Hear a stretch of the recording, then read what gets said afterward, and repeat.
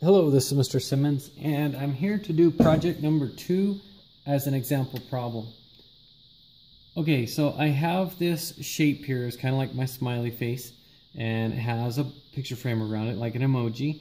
So the first things that I want to teach is lines. On my lines, anytime that you see a line and it has an arrow on both ends, such as line DE, this is considered an infinite line.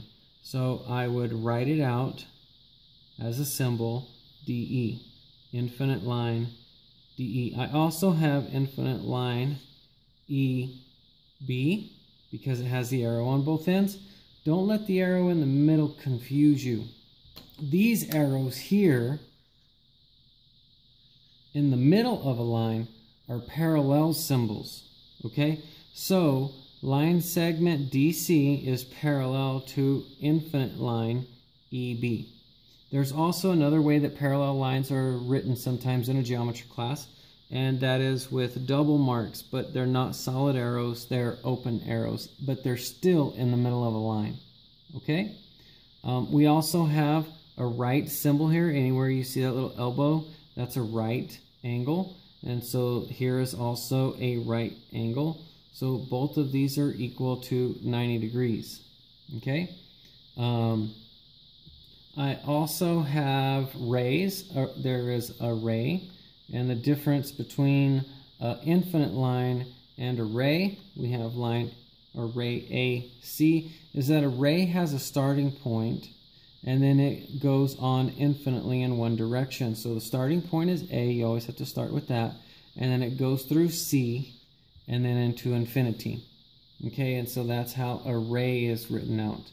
I also have a line segment, DC, that I mentioned earlier. A line segment has a starting point and an ending point. So it starts at D and it ends at C. So that is how you would write line segment DC. It's the same for arcs. You have arc FG and arc HI. So those are also arcs. It's kind of the same thing as line segments. Let's see here. Now I would like to go to congruency marks. Congruency marks, I have these tick marks here.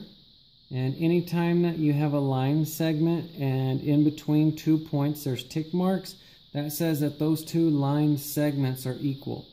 Okay, they're equal in distance.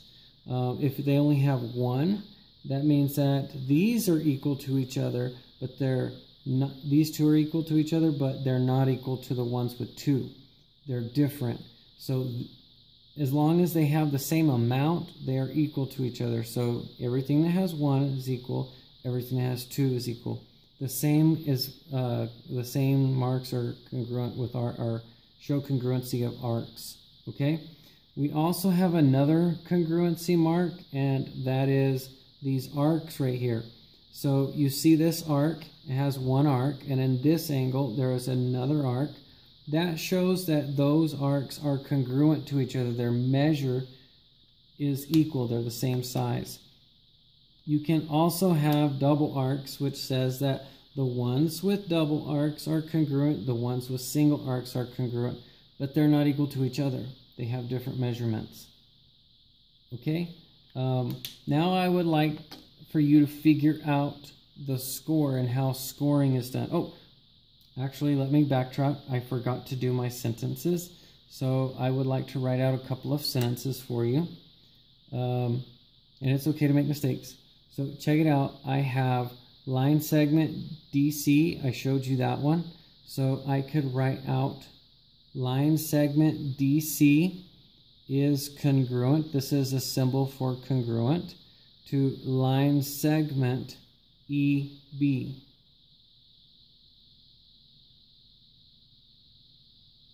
So here is my first sentence that I'm going to teach.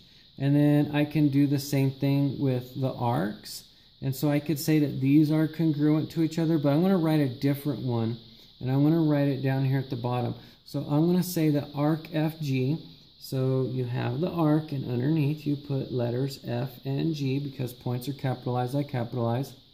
And then I have OM. So I'm going to put not equal, this is a symbol for not equal, to OM. Arc OM. So it starts with O, ends with M. So I have another sentence there. If I could write several other sentences if I chose to, such as angle PRT is congruent to angle QSU. There's several other sentences and things that I could write out. I'm not going to do that. I want to show you how to do the scoring now, and I want you to score me. According to what you heard, I want you to count up the number of different symbols that were taught. So how many different symbols were taught on this? Okay, divide that by 10. You're going to multiply that answer by 100, and you're going to round it to the nearest whole number. Now, if there's any extra things that I taught, you're going to multiply the number of extra things I taught times 5, add the two together, and that's my total score. So, did I score over 100 points? Get back to me on that.